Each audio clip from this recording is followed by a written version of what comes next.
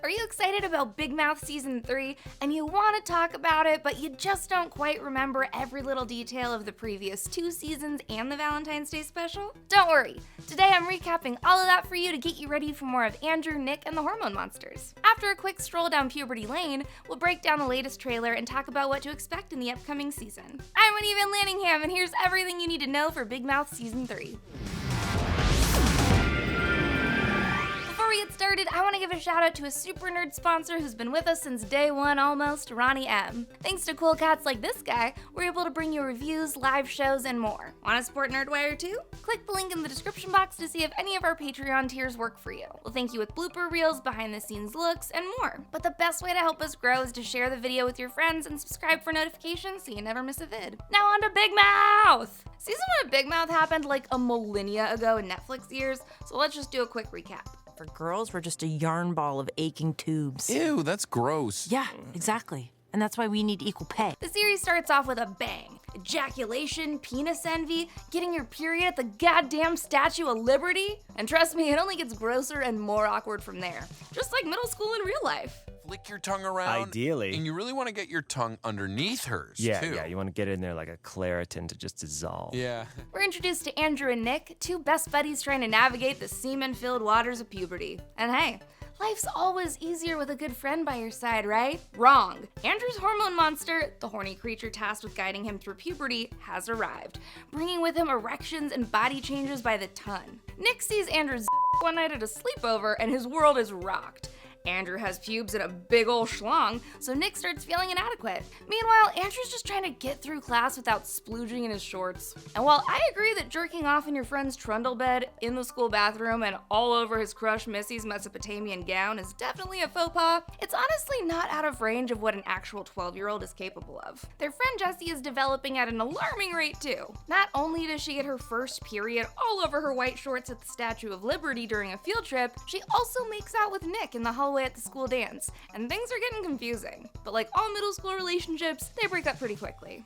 Dating for a week is a lifetime when you're that age. But during the breakup, we finally get to meet Jessie's hormone monstress. She definitely brings out Jessie's inner angsty preteen, but the crash and burn from her effects are pretty fun to watch.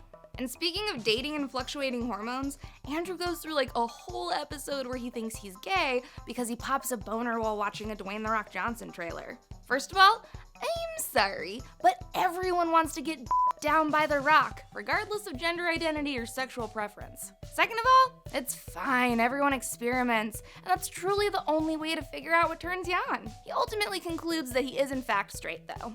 The only character who does some kind of questionable sex things is Jay. He heats up a bag of lentil soup and shoves it into his pillow to mimic the warmth of an actual orifice, and his pillow gets pregnant, so that's kinda weird. We also find out that, dun dun dun, girls get horny too!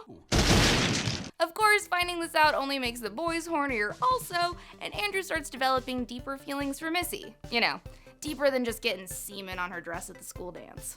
Over in Parent Town, the adults are coping only slightly better than the kids are. Man, remember being young enough to think that your parents were competent? I know I do. Andrew and Nick catch Jessie's mom kissing a woman, and it turns out that Shannon is cheating on her husband with Cantor Dina from the local synagogue.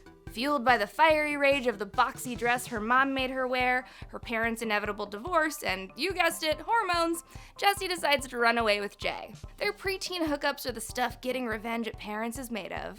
Andrew and Missy's parents, however, decide that their kids' relationship is moving too fast, and they force them apart. This only makes the couple want each other more, but in the end, Andrew's intensity kind of freaks Missy out and she breaks things off. And finally, Coach Steve, who isn't technically a parent, but he's kind of an adult, I guess, he actually gets accused of murder after the infamous ponytail killer strikes again. Then there's the whole thing where Andrew gets blamed because he tossed his semen socks all over Karl Lagerfeld's corpse, and then he gets accused of being a serial killer. Video evidence exonerates him, but man, that was a wild episode of Law & Order Special Big Mouth Unit. There was so much semen, at first we thought a horse had done it. We learn a ton of other stuff in this season too, like why slut-shaming sucks, why you shouldn't pressure a girl into giving you a beej, and that porn addiction can escalate quickly. Oh, and Nick gets his first pube. This show takes feeling alone and messy about puberty and normalizes it, no matter how much hair you have on your schmeckle. Season 2 opens up right where Season 1 left off, with Jessie and Jay on the run. Almost immediately, Jessie realizes that she's alone on the road with a guy who wraps his sausage meat in a Tempur-Pedic. This is insane. I am a real person. That is a pillow. You're right. You're right. Yeah. She ditches him after an awkward makeout in a seedy motel where Jay tries to get Jessie to roleplay that he's a 40-year-old magician. Andrew and Nick, on the other hand, are struggling with their size, and this time it's not even about their peeners. Andrew has grown into a big man, and Nick feels like he's not catching up, despite the fact that he now has Coach Steve's STD-riddled hormone monster. I don't know, man. The grass is always greener. Sure, you only have one pube, but Andrew's mom waxed his mustache while the hormone monster was trying to reach Bruce Willis in asshole jail. What's worse here? Andrew's hormones are also kind of turning him into a loose cannon. Pretty soon, boob fever is sweeping Bridgeton Middle School, and Gina is the first girl to develop. Unfortunately, while the girls are busy slut-shaming her just for having tits, the boys spend their waking hours objectifying her. Nick seems to be the only guy in school that actually wants to get to know her, and they start hanging out. But where there are bountiful tatas, there are also tiny ones. And Missy feels pretty shitty that her boobs haven't grown much. Her inner voice body shames her so hard that she even drags Jessie into a shame spiral too. Thankfully, Missy's mom sets them straight by bringing them to a nude Korean spa, and the Hormone Monsters sings one of my favorite songs of the series, all about love and the bad you got. The second season also has one of my favorite big mouth characters, the Shame Wizard. Do you think my name is Shane Lizard? Yeah, cool name. Brought on by Nick's sister Leah catching Andrew jacking it into her bathing suit like Judge Reinhold in Fast Times at Ridgemont High, the Shame Wizard is basically the personified version of the voice in your head that tells you how embarrassing and terrible you are. Shame Court is now in session. What? The Honourable Shame Wizard presiding. Shame Court? Silence! This season is all about consequences for making questionable choices, like Jessie shoplifting or Nick bragging to the whole school about how Gina let him feel her up. Oh, and then there's Jessie slut-shaming Gina, and Coach Steve losing his virginity to Jay's mom. Okay, that one doesn't really have a moral, it's just gross whenever he says the phrase thicken the warm. Actually, come to think of it, Jessie really does most of the rebelling in this season. How do you feel? I feel amazing. Is this how men feel? All the time! Even the ugly ones. She also convinces Nick to take some of her dad's edibles with her, and the two of them get lit. This actually results in Shannon kicking Jessie's dad, Greg, out of the house for good. Obviously, the Shame Wizard is right there to make Jessie feel like her parents' divorce is extra her fault. While Missy deals with a stoned Nick and Jessie, Andrew ends up rubbing fronts with Lola and busting a nut in his pants. There's only one problem.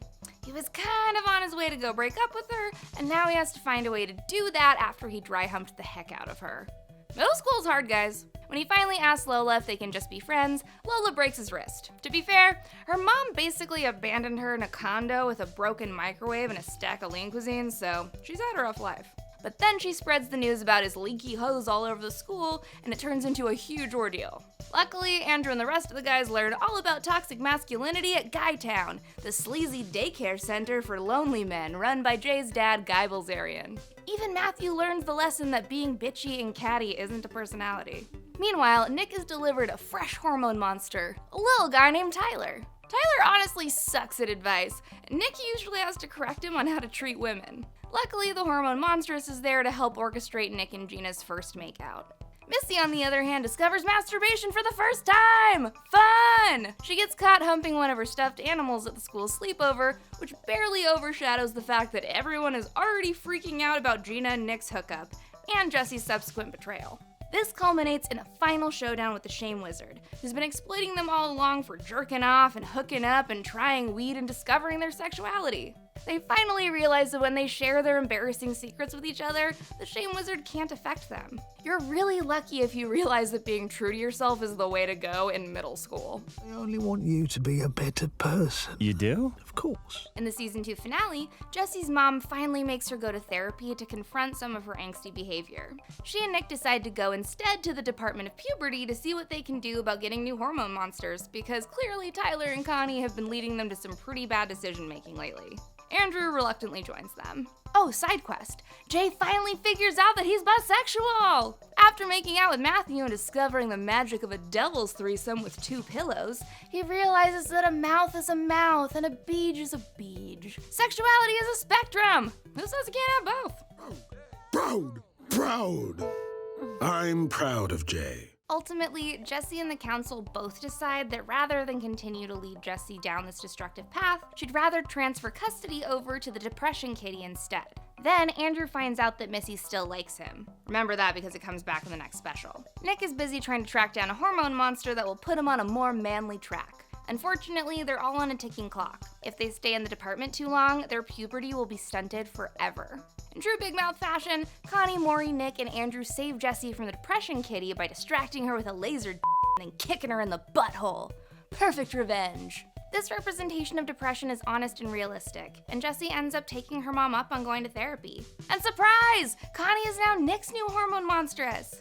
She even helps him punish the lawyer for the very first time.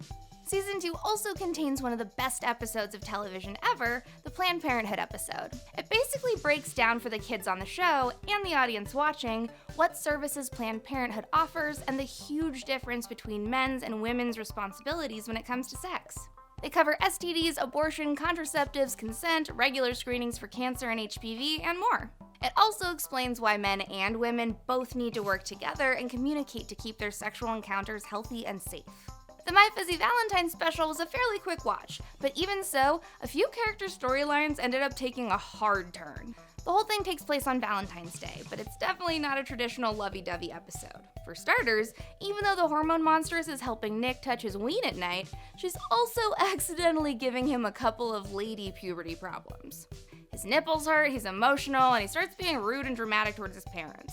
But don't worry, Nick's sister helps him discover that it's not weird that he's a little more sensitive than some of his other friends. It's totally normal to be himself. He even properly apologizes to Gina before hunting down Connie and letting her know how sorry he is for pushing her away. Shut up. Connie? Shut the up. Because you had me at tender nipples. Come here. Matthew, however, is changing for the better. For starters, he has Maury as a hormone monster and Jessie as a new best friend. They bond over their hatred of Valentine's Day and their love of making fun of other people. But Matthew actually ends up helping Jessie realize that her mom is kind of a badass for figuring out what she wanted in life with Cantor Dina. And good for them! Matthew and Jessie are the only people who actually seem sort of happy in this episode, while literally everyone around them is falling apart. Matthew even gets a guy's number in the greeting card aisle at Walgreens. Jay is struggling with the classic throuple Valentine's Day problem, how to make it special to both his boyfriend and his girlfriend pillows. He discovers that he's not ready to be in a serious relationship with 2 partners and decides to take a little break from sex for a while. Coach Steve isn't doing so hot either. He got fired last season after the Shame Wizard battle got out of control, and now he's the greeter at Walgreens and terribly suicidal. He also makes himself a fake girlfriend out of inanimate objects from the Valentine's Day aisle, so, you know, that's not great. It was easy to love Andrew in the first 2 seasons because, hey, who can't relate to auditioning your finger puppets a few times a day? But in this special, he goes full dark. He starts harassing Missy, acting like a real dickhole, and putting weird pressure on her.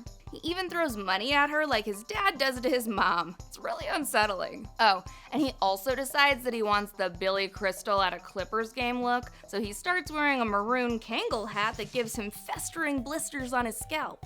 He also starts freaking out about the paraplegic character Lars and accuses him of not actually needing his wheelchair. In a super messed up move to try to win Missy back, he actually dumps him out of his chair to try to force him to walk. He destroys Lola's mom's TV and gets kicked out of his friend's Valentine's Day party. Lola rips off his Kangol and most of his hair, after which he runs into a can of garbage, fails to kick over a mailbox, and farts while his classmates film him. Jesus. That is some weird toxic masculinity. And that's it. That's how the special ends. I was really worried that maybe Andrew was just gonna be this like horrible douche monster who beats up on disabled people and sexually pressures women. But then I saw the season 3 trailer and it gave me a little hope for what to expect. As far as expectations go for Big Mouth season 3, we know a few things for sure. Jessie is finally gonna wiki wiki with her little pink DJ booth. There are some awesome additions to the voice cast and possibly even an incest plotline. Let's break it down. After the masturbation opening sequence, it looks like a school assembly is being held to address the toxic masculinity running rampant in the school. Oddly enough, Andrew doesn't seem to be at the center of it. Instead, we see Nick bragging about being a big boy, Lars using actual Professor X powers to hurl a piano across the room at Andrew in retaliation. I'm sure they'll have to work in some kind of redemption arc for Andrew, because there's no way they can just leave him hanging as some kind of middle school leper. Worst of all, the boys have made some kind of Mark Zuckerberg-esque app called Listeria that rates all of the girls in the school according to hotness. Obviously, the girls are pretty upset and decide to fight for their right to live their lives without the constant judgment of the male gaze. And the dudes retaliate, it seems, by being even more toxic. Andrew apparently travels down to Florida for spring break, where he develops the hots for his cousin. I know this is the South and they're full of raging hormones, but an incest plot? Seriously? Man, I am so interested to see where this is going because I'm pretty sure it's just a commentary on one of the most highly searched genres of porn. There are also a bunch of upcoming plotlines I'm dying to know more about. Like, who's this new girl Nick's making out with? Is Jay about to discover the American Pie pioneer joy of ramming your dongle into a food? What the F is that boob Frankenstein thing gonna do to me? And when did Big Mouth become an X-Men comic? If you freeze frame right here, you'll notice that Missy is going full Dark Phoenix. My guess is that this will tie in with the newest addition to the voice cast, Thandie Newton, who plays Missy's hormone mistress. Yup, by the looks of things, our little geek gal is about to go on a full-on power trip as she graduates from dry-humping stuffed animals to full-on dominatrix work. Ali Wong is also featured as a new character who identifies as pansexual. And last but not least, Netflix gets in its brand synergy by having the entire cast of Queer Eye makeover Coach Steve's life, which is honestly exactly what I want from Netflix. Virgins until college. Fuck me. Sophomore year. What kinds of things are you looking forward to seeing in season 3? Will Andrew actually hook up with his cousin in Florida? Why does Marvel have a hand in every franchise? Will we ever catch the elusive ponytail killer? Let me know what you think in the comments below. Like and subscribe to Nerdwire, and stop wearing deodorant and only take bubble baths.